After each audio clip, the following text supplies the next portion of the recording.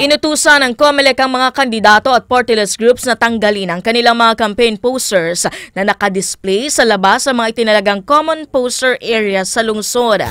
Sa isang pahayag noong Lunes, binalaan ni Dindo Maglasang, ang acting city election officer, ang mga kandidato at political groups na sundin ng COMELEC Resolution No. 11086 na nagbabawal ng paglalagay ng mga campaign material sa mga hindi otorisadong lugar.